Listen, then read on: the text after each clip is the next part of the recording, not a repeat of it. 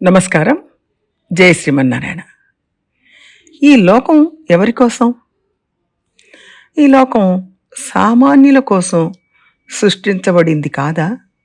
చదువుకున్న వాళ్ళు, ధనవంతులు, పై స్థాయిలో పలుకుబడి ఉన్న వాళ్ళ కోసమే సృష్టించబడిందిలాగా కనపడుతోంది.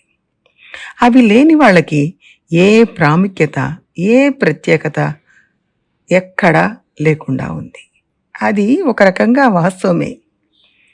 దేవుడిని దర్శించుకోవాలని గుడికి వెళ్ళినా అక్కడ మంచి పరపతి ఉన్న వాళ్ళకే త్వరగా సేవించుకునే అవకాశం ఉంటుంది. ఆరోగ్యం బాగాలేదు, హాస్పిటల్కి వెళ్తారు. అక్కడ ఆ పెద్ద డాక్టర్ ఎవరైనా పరిచయం ఉంటే వెంటనే వైద్యం జరుగుతుంది.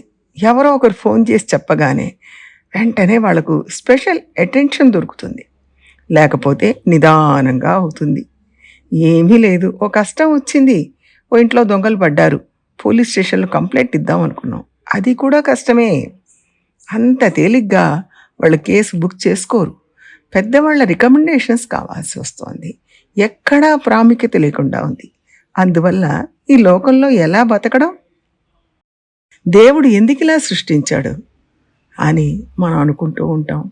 భగవంతుడు అందరినీ సమానంగానే సృష్టించాడు, సమానంగానే చూస్తాడు. కానీ ఎవరి మటుకు వాళ్ళు వాళ్ళ అభివృద్ధి కోసం, వాళ్ళ పేరు కోసం, ప్రతిష్ట కోసం ఇవన్నీ ఏర్పాటు చేసుకున్నారు.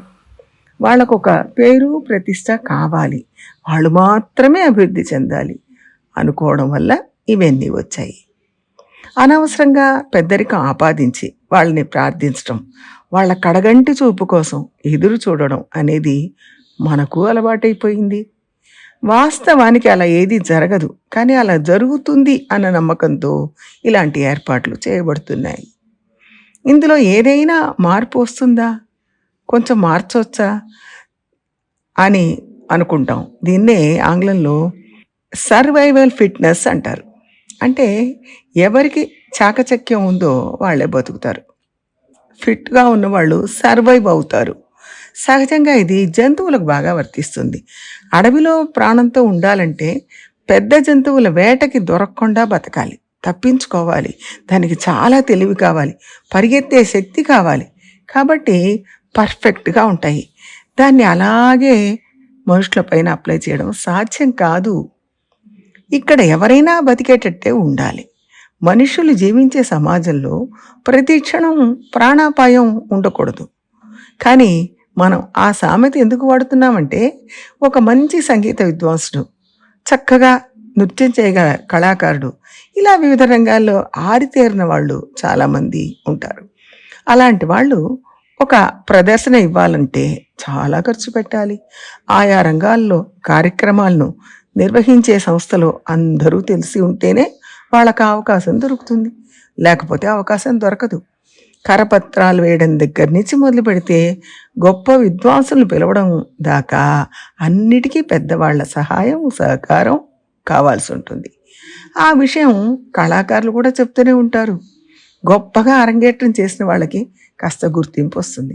పేదవాళ్ళ పిల్లలు సంగీతం నేర్చుకున్నా, డ్యాన్స్ నేర్చుకున్నా ఆయా రంగాల్లో పైకి రావడం కాస్త కష్టమే, సులభ సాధ్యమైతే కాదు. ఇదంతా మనుషులు చేసుకున్న కృత్రిమ పద్ధతి. దేవుడు ఎక్కడ లేడు? మనం శరణం అని ఆయన ముందు నిలబడ్డప్పుడు ఆయన చిన్న పెద్ద, పేద గొప్ప తేడా ఏది చూడడు. సమ్మోహం సర్వభూతేషు నమే ద్వేషోస్తి న ప్రియః అని భగవద్గీతలో అన్నాడు. మనకున్న ఒకే ఒక ఆధారం మన అందరినీ సమానంగా స్వీకరించే భగవంతుడు. ఆయన ముందు నిలబడగలుగుతాం, అక్కడే నిలబడాలి. ఆ నమ్మకాన్ని ఆయన ఉపదేశించిన భగవద్గీత మనకి ఇస్తుంది. లోకం అంతా అలా లేదు, అది వాస్తవమే.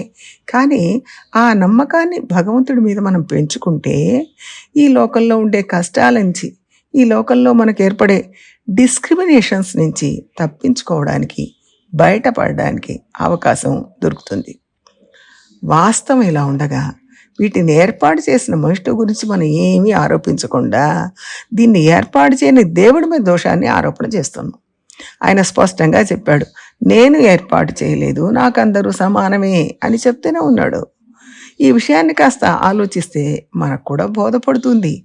ఇలా హెచ్చుతగ్గులు ఉండడం వల్ల ఆయనకి ఏమైనా ప్రయోజనం ఉంటుందా? ఆయన కొత్తగా సాధించాల్సిన ఏమైనా ఉందా? కొత్తగా దొరకాల్సింది ఏమైనా ఉందా? ఏదీ లేదు. న్యాయంగా తర్కరీతిలో చూసినా కూడా న్యాయస్థానంలో విచారించేటప్పుడు కూడా ఈ దోషం చేయడం వల్ల, ఈ తప్పు చేయడం వల్ల నీకు ఏమిటి ప్రయోజనం? ఏ మోటోతో చేశావు అని అడుగుతారు. అంటే ఒక పని చేయడానికి తప్పనిసరిగా ఒక ప్రయోజనం ఉంటుంది. భగవంతుడు ఏ ప్రయోజనం ఆశించి మనుషులలో హెచ్చుతగ్గులు చూస్తాడు? భగవంతుడికి అలా చేయవలసిన అవసరం ఏముంది? ఉండదు.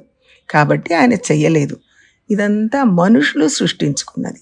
దీని గురించి ఎవరిని అడిగినా ఫలితం కనపడుతుంది అన్న ఆశ లేదు. ఒకటే దారి, మనం ఆయన దగ్గరే చేతులు జోడించి మీరందరినీ సమానంగా చూసినా లోకంలో అలా జరగడం లేదు. లోకం మారాలి, అనుకూలంగా ఉండాలి, దానికి మీ కృప కావాలి అని కోరడం ఒకటే దారి. ఎందుకంటే అధికారం, దర్పం, అహంభావం ఉన్న వాళ్లను భగవంతుడే సరిదిద్దాలి.